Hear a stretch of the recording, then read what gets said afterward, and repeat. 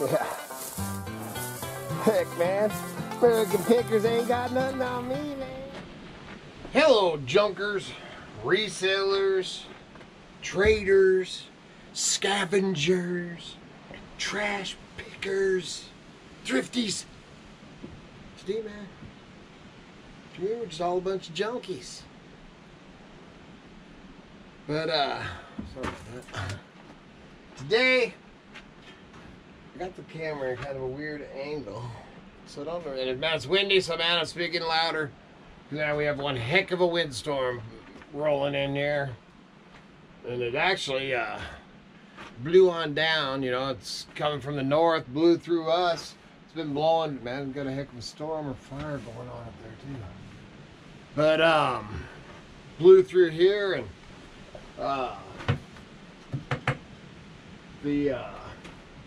hit down the flatlands. Sorry about that, what's going on through my mind.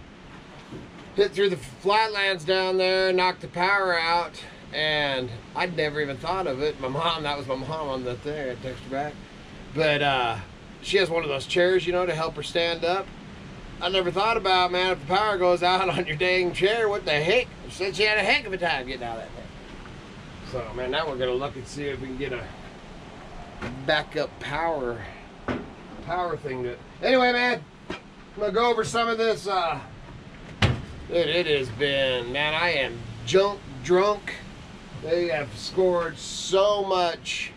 This is nothing, man. You know, and I don't know how much of it you can see on the deal. I'm gonna show, like, first of all, man, it's right here, man. I don't know if you can, I guess you can try to see that on there. This is a roll around swamp cooler, and as you know, I bought a swamp cooler a couple months ago, and I ended up paying 150 bucks for that one, man, and it freezes us out of there. It works amazing.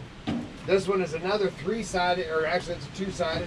I've wanted one of these. It's on wheels. It rolls around in your shop area and stuff. It'll roll around here on the floor once I get this one last section right here done. And pick this up, 10 bucks. It works like a flipping charm, man. What a deal. Smoking deal. Check out this little, this actually bolts to your, on your snowmobile, or you could use it on your four-wheeler or whatever, but you bolt this to the exhaust pipe. And it's a little cooking pan. Pretty dang cool. Right there, man, see that? Pops off, that bolt's on there. I liked it, man. I thought it was pretty dang cool. Pretty flippin' cool. There's a name on that mother. It's called a, what is the name on it?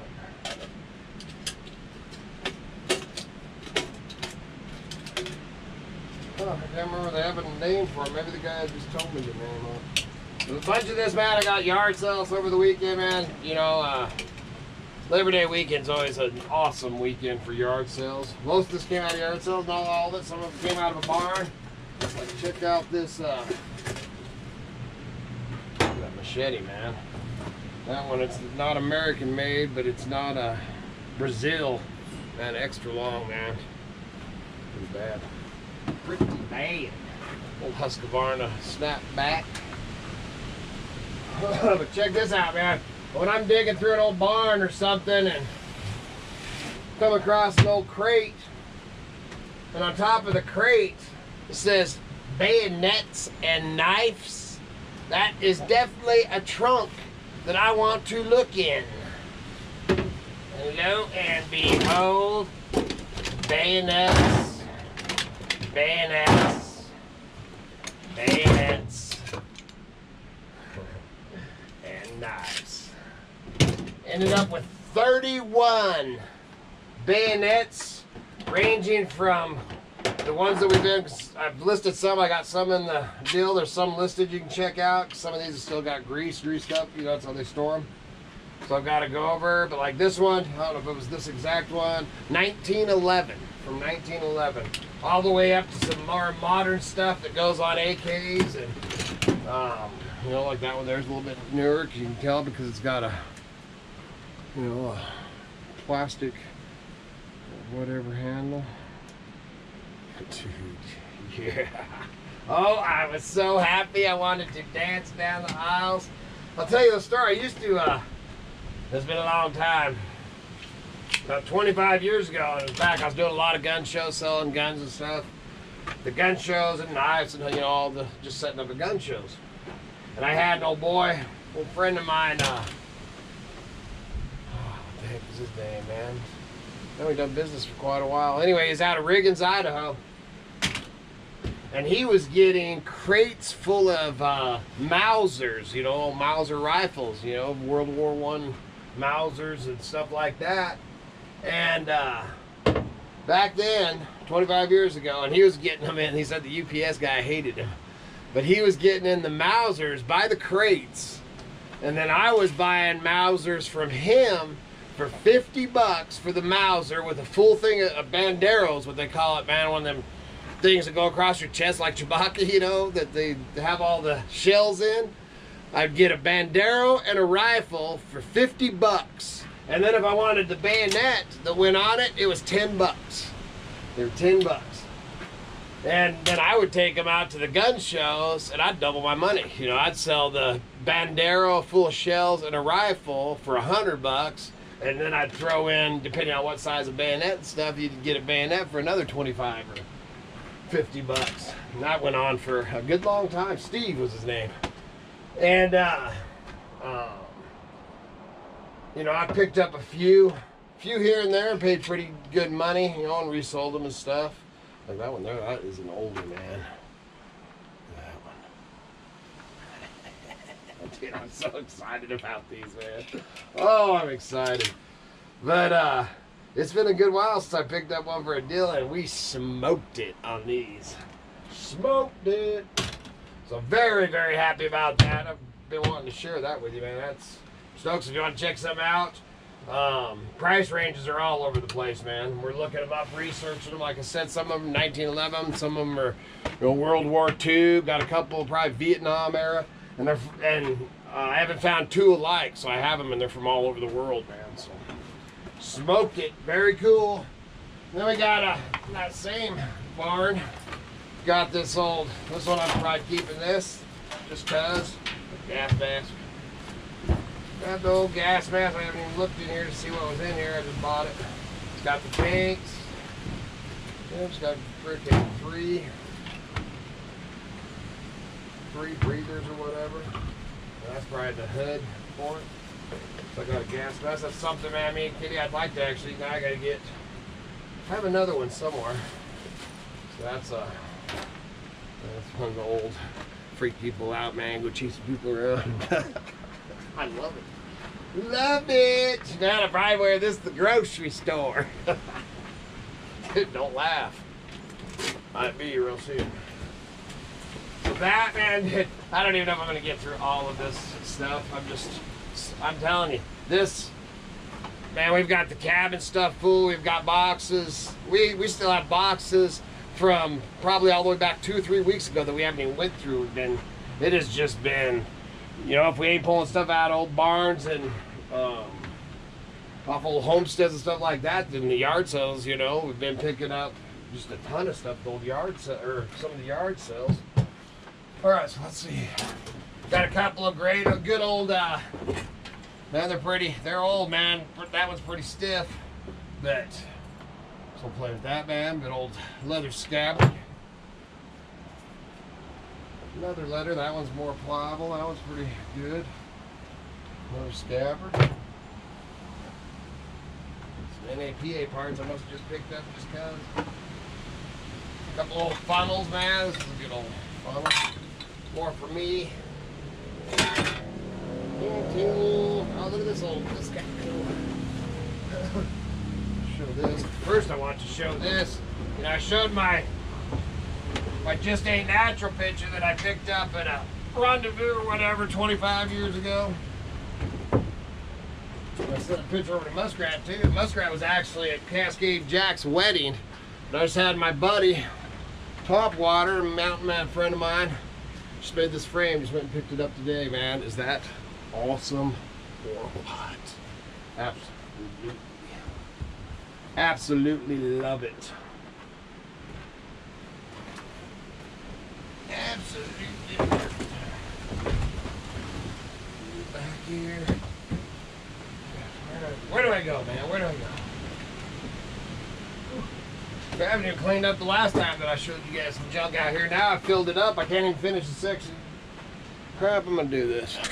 So I got an old bag. Picked that up. Old military US. Man, I got two of these that I used. Kitty calls them my Merces, man. I just love these. And then the yard sale, man, they had the little single things for chainsaw, the oil for, I think I paid 50 cents a buck or something for those. Showed that. Got an old stapler down here. And this here, man, this was pretty cool. What's this? I picked this up for a buck. A Craftsman Dremel type tool. And this, man. Oh, here's the hatchet. Hey, look at that old hatchet, man. See these bows, you know, I talk about my grandpa. Oh, I bought that stuff. But this old boy that I got this from, and then you can see this old tire brake. You know, that's to pop the bead on a spider. Pop the bead on a tire. And this, then I got a couple other tools. I got that, look at that old pipe, man. I got that from the same place. American made, USA. Shad Parker Company, man. But I got that box. Look at this, all these bunch of old tire type tools. Main reason I got this in is it's got a I don't know, man. Got the valve stem deal in here to pop the, there it is right there. Let's see. It's in there, but there's a, oh, here it is right here. Sorry, it was in this box now. See that right there? That's to put valve stem into your wheels. That's a $20, $25 tool. So I bought this whole box, man, an old wood box with a bunch of the other tools. And one of the main reasons I did, and this is to roll your patches on, is grab this box and I'm looking at it and talking to old boy, and his dad owned a service station down the road in Council. And my grandpa, as I've said before, was the serviceman for the bows. He ran around, distributed bows, Purelator, just all kinds of, you know, everything you needed back when the service stations were real service stations. And his dad closed out and ran the Phillips 66 in Council, and it shut down in the, I think he said the late 70s, early 80s. There was actually three, there's Phillips 66, a Conoco, something else might have been the shell. There's still a shell there. But anyway, so my grandpa was the distributor. So when I go in there and I see this box with these, with bows, and knowing the era and the time when he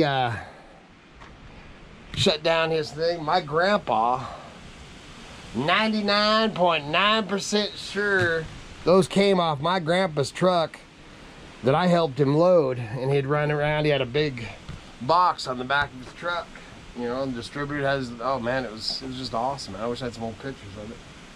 And he distributed, so all these came from my grandpa. So I didn't even care how much that box was. I had to have it. It was like getting a getting a hug from my grandpappy, and it was great. So I'll end up using those too in the boxes I'll save. I collect the bows, seal fast stuff because of my grandpa. And he also sold them too. He sold these and sold all that. Some of them tools, like this kin tool right here that I was prying on. See, I started working for my grandpa at 6 years old. 6 years old. My grandpa and my great-grandpa, because my great-grandpa would go in the warehouse, and grandpa would give you the sheets of the stuff that he had sold, you know, during that day and whatever. 5 days a week you had to restock that truck so that it was always stocked up for the next day. And my great-grandpa did that, you know, was getting along in age, and my great-grandpa at 6 years old started teaching me how to pull the parts and everything. And man, for I don't know how many years I pulled parts to stock my grandpa's truck. Started at 6 years old, and made $1.50 an hour at 6 years old in the 1970s. That was pretty dang good. All right, then we got another box of stuff there, some killer little teapot things. There's a whole lot about this whole box of junk for $2 just because it was $2. But oh yeah, that, and then oh, this thing's pretty cool. Here's a hat, man. But this old it's like brand new, man. A little catalytic safety heater, little aluminum one. Fancy little mother. And then lo and behold, dude, I haven't, you know, like I said, I used to do the it's hot, it's humid, man. You know, I used to do all the gun shows and stuff back then. You know, you could pick up guns, you'd find them at yard sales, flea markets and all that for a pretty good deal. I hadn't got a very good deal on a, you know, I'll see them at the shows. They're at the yard sales and stuff like that for sale, and you know, it's usually way more, you know, more than I could probably get for the dang gun. So I haven't picked up any, and this, in the last two weeks, I picked up that 22 rifle for a smoking deal, and then just picked up that little 32. Yes, sir. That's what I got that one for. $25. Dude, told you, man. It is a great day to be a junker these days, man. It is great. So that is about this much of what I've got, man. And we've got, man, I've got stuff everywhere. But I wanted to jump on here because I've been trying to get a video done all week. Just been crazy busy. And then tomorrow's gonna be nuts up on the mountain after the big holiday. And then this windstorm, man, the windstorm concerns me more than anything because it's blowing trees and stuff down on my fences. So you can go over to Ol Hillbilly and check that out, man. That's our other channel. You go check that out. And that's about all I got on here for you right now. It's just to share a few of the finds, man. Get out there if you want to do this, man. Get out there, man. It is you missed one of the best weekends of the year, but there's plenty of places to pick up junk, man. And it's all people are cleaning out, man. Everybody's home, so they're cleaning out and selling out. Hey, what's up? Check out the links below, the t-shirts. Got our Mountain Junkers t-shirts. Check out our other YouTube and get out there, find you some junk on. Check out the eBay store and the Bonanza store. Remember, keep your eye on the skyline and your nose to the wind. If you're out there treasure hunting, hope you find some color in the bottom of your pants. See ya.